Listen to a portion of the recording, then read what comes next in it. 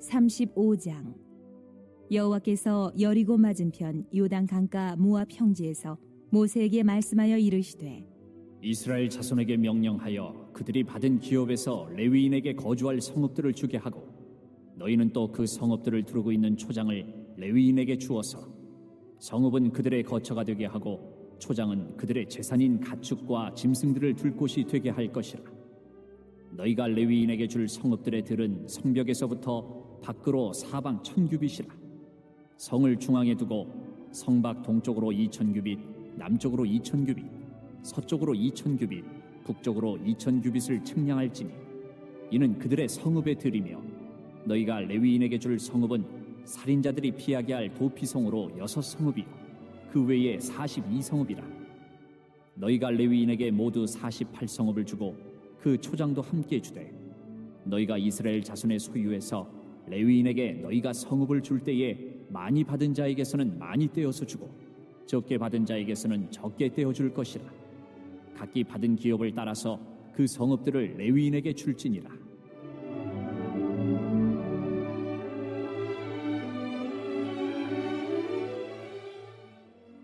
여호와께서 또 모세에게 말씀하여 이르시되 이스라엘 자손에게 말하여 그들에게 이르라. 너희가 요단강을 건너 가나안 땅에 들어가거든 너희를 위하여 성읍을 도피성으로 정하여 부지 중에 살인한 자가 그리로 피하게 하라. 이는 너희가 복수할 자에게서 도피하는 성을 삼아 살인자가 회중 앞에 서서 판결을 받기까지 죽지 않게 하기 위함이니라. 너희가 줄 성읍 중에 6을 도피성이 되게 하되 세 성읍은 요단 이쪽에 두고 세 성읍은 가나안 땅에 두어 도피성이 되게 하라. 이 6성읍은 이스라엘 자손과 타국인과 이스라엘 중에 거류하는 자의 도피성이 되리니 부지 중에 살인한 모든 자가 그리로 도피할 수 있으리라.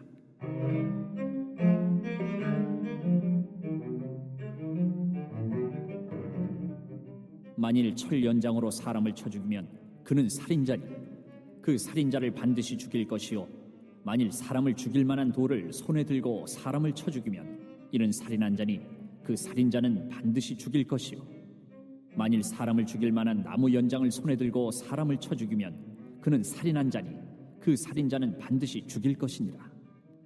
피를 보복하는 자는 그 살인한 자를 자신이 죽일 것이니 그를 만나면 죽일 것이요 만일 미워하는 까닭에 밀쳐 죽이거나 기회를 엿보아 무엇을 던져 죽이거나 아기를 가지고 손으로 쳐 죽이면 그 친자는 반드시 죽일 것이니 이는 살인하였습니다. 피를 보복하는 자는 살인자를 만나면 죽일 것이니라.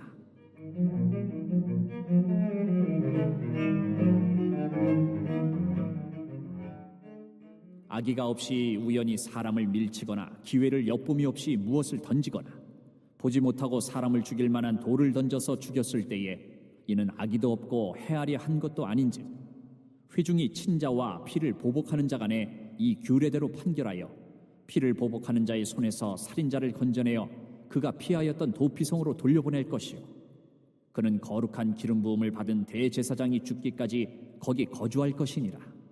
그러나 살인자가 어느 때든지 그 피하였던 도피성 지경 밖에 나가면 피를 보복하는 자가 도피성 지경 밖에서 그 살인자를 만나 죽일지라도 피 흘린 죄가 없나니 이는 살인자가 대제사장이 죽기까지 그 도피성에 머물러야 할 것입니다. 대제사장이 죽은 후에는 그 살인자가 자기 소유의 땅으로 돌아갈 수 있느니라. 이는 너희의 대대로 거주하는 곳에서 판결하는 규례라.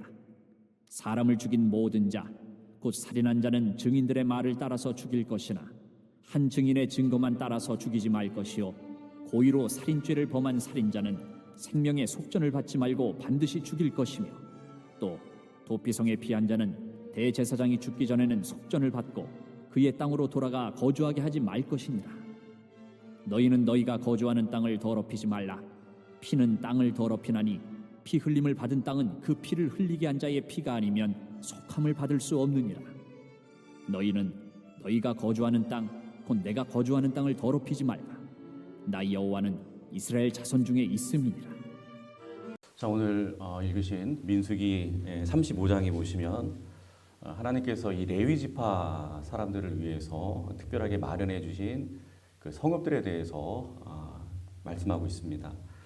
앞에 살펴본 이 34장이 이제 이스라엘의 일반 지파 백성들에 대한 이 가나안 땅 분배에 관한 그러한 말씀이라고 한다면은 자 오늘 35장은 특별히 이제 성막 봉사를 위해서 부름받은 레위인들이 거주해서 생활하게 될 이 성읍들에 대해서 이제 말씀을 하고 있습니다.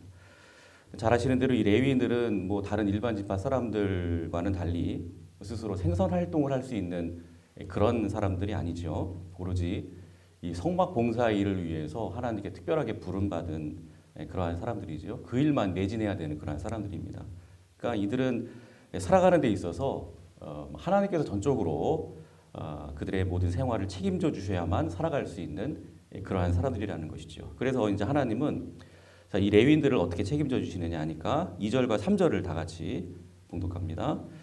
이스라엘 자손에게 명령하여 그들이 받은 기업에서 레위인들에게 거주할 성읍들을 주게 하고 너희는 또 그 성읍을 두르고 있는 초장을 레위인들에게 주어서 성읍은 그들의 거처가 되게 하고 초장은 그들의 재산인 가축과 짐승들을 둘 곳이 되게 할 것이라. 그러니까 쉽게 말씀드려서 이 땅의 기업을 분배받는 일반 지파 백성들이 이 레위 지파 사람들을 책임져라 그런 말씀이죠.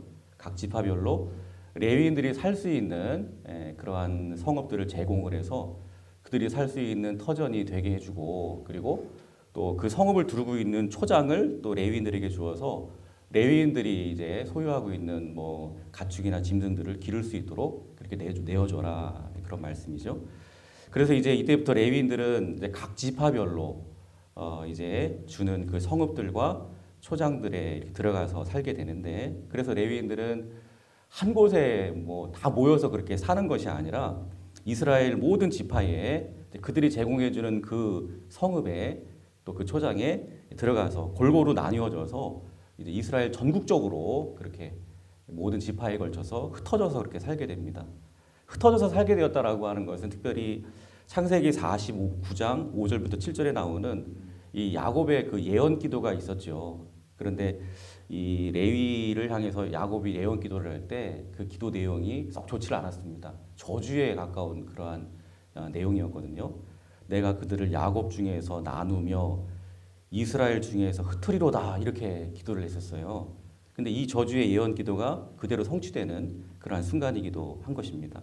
아무튼 레위인들은 이렇게 해서 이스라엘 전 지역에 흩어져서 그렇게 살게 되는데 그런데 모든 지파들과 이제 이 레위인들이 골고루 이렇게 섞여 살면서 특별히 이제 그 함께 거처하는 그 지파 사람들로부터 이제 11조를 이렇게 받죠. 그래서 그것을 통해서 생계를 유지합니다. 이 레위인들이.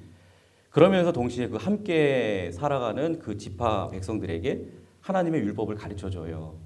그리고 그들을 위한 제사의 사역을 열심히 감당해 주면서 이스라엘 공동체를 영적으로 이끌어가는 중요한 영적 리더의 역할을 이 레위인들이 뿔뿔이 흩어져서 감당을 하게 됩니다. 그러니까 어떻게 보면 흩어져서 이렇게 살아가지만 하나님께로부터 땅 기업을 하나도 분배받지 못하고 이렇게 살아가지만 그럼에도 불구하고 영적 리더로서 참으로 멋지게 쓰임받는 그러한 모습이 아닐 수가 없습니다. 그러니까 여러분 과거 레위가 이 시므온과 더불어서 이 세겜 사람들을 속였지 않습니까? 그리고 집단으로 그 세겜 사람들을 다 죽여요. 이것으로 인해서 야곱이 불같은 화를 내고 끝내 이제 이 레위를 향하여 예언 기도를 할 때 저주에 가까운 그러한 예언 기도를 하지 않습니까? 그래서 땅의 기업을 하나도 받지 못하고 이렇게 뿔뿔이 흩어져서 살게 되는 이러한 신세가 되기는 했지만 그러나 이 훗날 이 레위인들은요 하나님 앞에 회개하는 그러한 심정으로 참 하나님 앞에 잘한 일이 있었어요. 그게 뭐냐면 모세가 십계명을 받아가지고 산에서 내려올 때 이스라엘의 거의 모든 백성들이 하나님을 배신하고 막 금송아지를 만들어서 거기다가 우상 숭배를 하고 막 그러죠.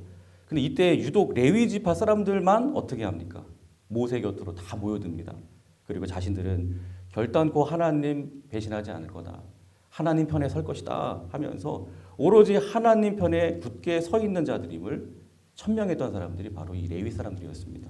이때 하나님께서는 이와 같은 레위인들의 아름다운 믿음을 보셨고 이들에게 내린 흩어짐의 저주를 오히려 영적인 아름다운 축복으로 바꾸어 주신 것입니다. 여러분 우리가 때론 삶을 살아가면서 이 레위인들처럼 뭐 내 의사와는 상관없이 마치 저주와 같은 그러한 상황과 형편 가운데 처하게 될 때가 있지요. 그런 가운데 우리가 왜 이러냐 하면서 불평하고 낙담할 것이 아니라 레위인들처럼 그런 상황 속에서도 더더욱 하나님 편에 굳게 서서 오직 신앙의 줄을 굳게 붙들고 놓지 않고 있으면요, 하나님께서는 그 저주와 같은 상황까지라도 바꿔주셔서 생각지도 못한 축복의 터전으로 그렇게 되게 해 주실 줄로 믿습니다.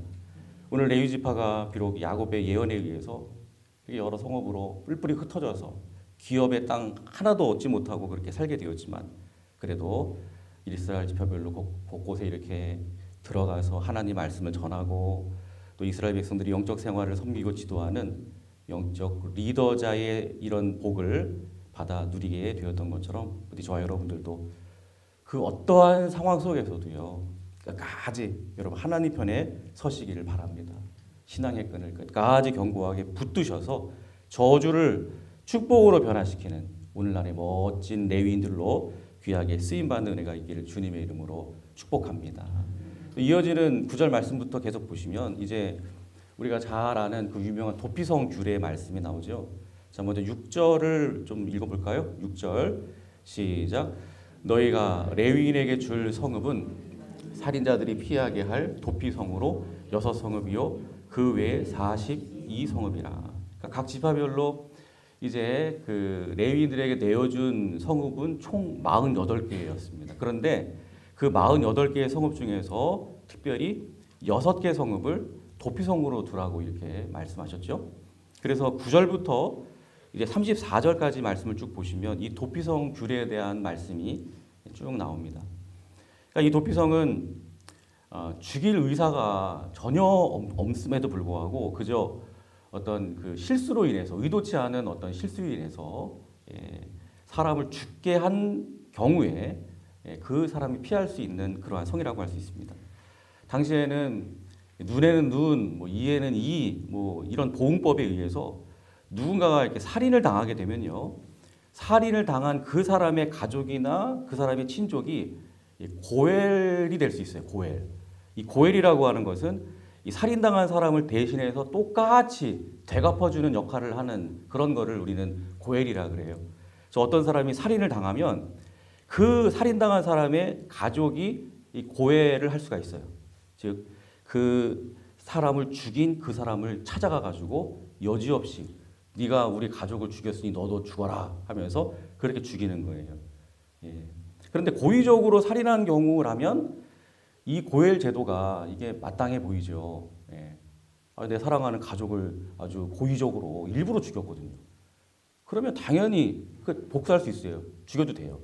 그런데 전혀 의도하지 않은 실수나 어떤 사고로 인해서 얼떨결에 사람을 죽이게 되는 그런 경우가 있지요. 뭐 과실치사 뭐 이런 거죠. 실수로 사람을 죽이게 되는 경우. 예를 들어서 뭐 산에서 막 도끼질을 하면서 나무를 베고 있는데 갑자기 나무 자루에서 도끼날이 확 날아가는 거예요. 자기도 의도치 않게. 때마침 지나가는 사람이 그 도끼날에 맞아가지고 죽은 경우. 이거는 뭐 전혀 죽일 의도가 없었던 거예요. 근데 어떻게 하다 보니까 실수로 그렇게 죽이는 경우죠. 근데 이런 경우까지 다 이 고엘 제도에 의해서 똑같이 보복을 당해서 죽게 된다면 너무나도 이게 억울한 것이죠. 그래서 이런 일들로부터, 어처구니 없는 이런 일들로부터 생명을 보호하시기 위해서 하나님께서 제정하신 규례가 바로 이 도피성 규례인 것입니다. 그래서 오늘 9절부터 15절까지 쭉 보시면 이 도피성 규례에 대해서 설명을 하고 있습니다. 그리고 16절부터 21절에 보시면 도피성과는 전혀 상관없는 그러한 살인죄를 저지른 경우, 즉 고의적으로 일부러 내가 저 사람을 죽일 거야 하는 그런 마음으로 일부러 죽인 그런 경우가 어떤 경우인지, 그러니까 도피성으로 도피할 수 없는 그러한 경우가 어떤 경우인지 6가지 예를 들어서 아주 자세하게 설명하고 있습니다. 그러니까 이런 경우에는 무조건 고엘에 의해서 죽어야 돼요. 그 사람도. 그러나 22절부터 29절은 이제 이 도피성으로 피신할 수 있는 경우를 말씀하고 있는 것입니다. 즉 과실치사에 해당되는 경우, 살인할 의도가 전혀 없었는데 실수로 사람을 죽이게 되는 경우를 22절부터 29절까지 자세하게 설명을 하고 있습니다. 이런 경우에는 이제 그 의도치 않게 사람을 죽이게 된 그 사람은 이제 회중 앞에 서서 판결을 받게 됩니다. 이 사람은 정말 고의성이 전혀 없었던 것으로 보인다. 그저 실수나 사고에 의해서 살인을 어쩔 수 없이 저지른 경우가 명명백백하다. 이렇게 밝혀지게 되면 이제 그 재판을 지켜보고 있는 그 고엘된 입장의 그 사람들도 분하지만 저 사람에 의해서 어쨌건 자신의 가족이 죽었잖아요. 그래서 굉장히 슬프고 막 마음의 분노가 이게 삭히지 않아도 어쩔 수가 없어요. 이 사람을 도피성으로 보내는데 동의할 수밖에 없고 도피성에 들어가서 그 사람이 살 수 있도록 그렇게 해줘야 됩니다. 그리고 그 사람이 도피성에 들어가 있는 한 이 고엘은 절대로 그 사람을 끌어낼 수도 없고 그 사람을 해할 수도 없는 거예요. 자, 그렇다면 이 도피성에 들어간 사람은요, 그 안에 피신해 있는 사람은요, 영원히 못 나올까요? 그렇지 않습니다. 25절을 다 같이 봉독합니다. 시작. 피를 보복하는 자의 손에서 살인자를 건져내어 그가 피하였던 도피성으로 돌려보낼 것이요, 그는 거룩한 기름 부음을 받은 대제사장이 죽기까지 거기 거주할 것이니라. 그렇습니다. 당시에 활동하던 대제사장이 죽으면 그럼 나올 수가 있었습니다. 자유의 몸이 되어서 자기가 살던 땅으로 갈 수가 있었고, 이 고엘도 그럴 땐 그 사람 이제 죽이면 안 돼요. 만일 대제사장이 아직 살아 있는데도 불구하고 도피성에서 살기가 아유 답답하다. 그래도 어느 정도 막 몇 년, 뭐 5년 이렇게 지났으니까, 오랜 시간이 지났으니까 괜찮겠지 하면서 대제사장이 여전히 살아 있음에도 불구하고 함부로 나온다? 그러면 이 고엘은 그때 그 사람을 죽일 수 있습니다. 그 사람을 딱 나왔을 때 발견이 되면 바로 죽여도 그 고엘을 행한 그 사람은 절대로 죄가 되지 않도록 그렇게 하셨다는 것입니다. 그래서 대제사장이 죽기 전까지는 아무리 답답해도 도피성에 계속 머물러 있어야 했기 때문에 도피성은 일종의 어떤 귀양살이와도 같았고요.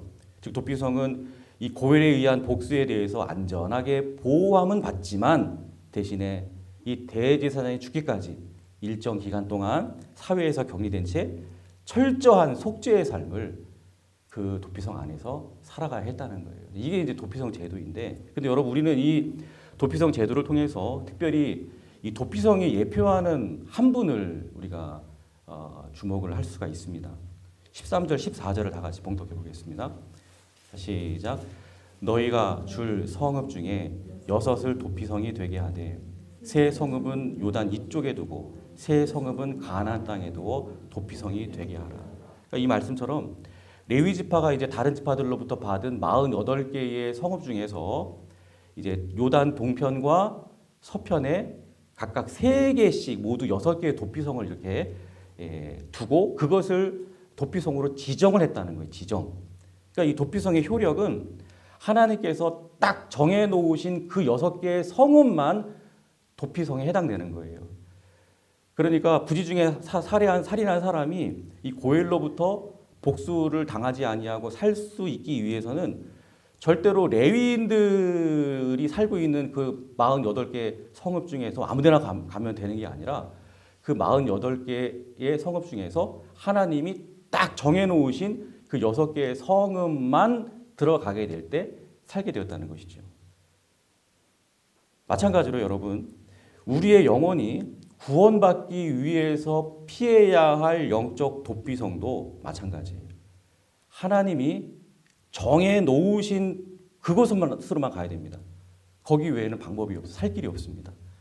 여러분, 하나님께서 우리를 고엘로부터, 즉 영원한 죽음으로부터 구원하시기 위해서 딱 지정해 놓으신 영적 도피성, 여러분 그것이 영적으로 누구를 가리키고 있을까요? 그렇습니다. 그것은 바로 우리 주 예수 그리스도신 줄로 믿습니다. 사도행전 4장 12절에 다른 이로서는 구원을 받을 수 없나니 천하 사람 중에 구원을 받을 만한 다른 이름을 우리에게 주신 일이 없음이라 하였더라. 분명히 말씀하고 있죠. 자, 그런데 오늘 본문 15절을 다 같이 봉독하겠습니다. 15절 시작. 이 6성읍은 이스라엘 자손과 타국인들과 이스라엘 중에 거류하는 자의 도피성이 되리니 부지 중에 살인한 모든 자가 그리로 도피할 수 있으리라. 그러니까 하나님이 딱 지정해 놓으신 여기만 도피성이야, 여기만 들어가야 살 수가 있어 하면서 정해놓으신 도피성은 여기 보니까 누구에게나 다 문이 그 열려 있었다는 거예요. 그 도피성의 문이 이스라엘 자손뿐만이 아니라 여기 보니까 타국인과 또 이스라엘에 거류하는 모든 자의 도피성이 된다. 그러니까 나그네도 상관없고 아무튼 모든 사람들의 도피성이 된다고 이렇게 분명히 못 박아서 말씀하고 있는 것이죠. 그러니까 이 도피성의 문은 활짝 열려 있어요. 제한되지 아니하고 누구에게나. 그러므로 우리는 여러분 특별히 이 사람들을 대할 때마다 영혼들을 대할 때마다 우리가 때로는 그러한 실수를 하나님 앞에 할 때가 있는데 판단을 하는 거예요. 때론 저 사람은 결코 예수 믿을 사람이 아니야 그러면서 함부로 단정 지을 때가 있지 않습니까? 여러분 특별히 그 2차 세계대전이 끝났을 때 이 독일 교회의 대표적인 그 영적 지도자인 니물러 목사님이라고 하는 분이 있는데 이분이 2차 대전과 같은 이 끔찍한 비극이 왜 일어나게 되었느냐 여기에 대한 책임 백서를 발표하게 되었는데 그 발표문에서 이 목사님은 그렇게 얘기를 했어요. 2차 대전의 책임은 당시에 모든 사람들이 이 전쟁의 원흉이라고 여기던 그 히틀러, 이 아돌프 히틀러에게 있다고 막 그렇게 손가락질을 했지만 그러지 말라고. 아돌프 히틀러에게 2차 대전에 책임이 있는 게 아니라 오히려 교회와 교회 성도들에게 이 책임이 있다. 그러므로 교회와 성도들에게 이 책임을 물어야 된다. 이렇게 발표를 하게 됩니다. 이때 그 발표를 듣고 있던 교회 성도들은 일제히 항의를 하게 되죠. 아니 어떻게 2차 대전을 일으킨 원흉이 그 못된 히틀러가 아니라 우리 기독교인이란 말이오. 그러자 니물러 목사님은 울먹이는 목소리로 이렇게 이야기를 하는데 자신의 간증을 섞어서 이런 이야기를 했다 그래요. 이 목사님이 꿈을 꿨는데 그 꿈은 주님의 심판대 앞에서 사람들이 한 사람 한 사람 차례대로 이렇게 지나가는 그러한 꿈이었다고 합니다. 목사님 차례가 되었습니다. 주님의 심판대 앞에 딱 섰는데 이제 주님께서 물었습니다. 너는 나를 믿었느냐? 예, 저는 주님을 믿었고요. 한평생 주님을 위해서 복음을 위해서 살았습니다. 그래, 너 잘했구나. 너는 나와 함께 영원한 생명의 길로 가게 될 것이다. 이렇게 해서 목사님은 이제 그 심판대를 무사히 통과해서 생명의 길로 나아가게 되었습니다. 근데 그 찰나에 이제 그 목사님 뒤에서 이제 차례를 기다리다가 또 주님의 심판대 앞에 선 사람이 있었는데 주님은 똑같이 그 사람에게도 물었죠. 너는 나를 믿었느냐? 이때 그 사람은 이렇게 말합니다. 아니요. 저는 당신을 믿지 않았습니다. 이때 주님은 안타까워하시면서 되물었습니다. 너는 왜 나를 믿지 않았느냐?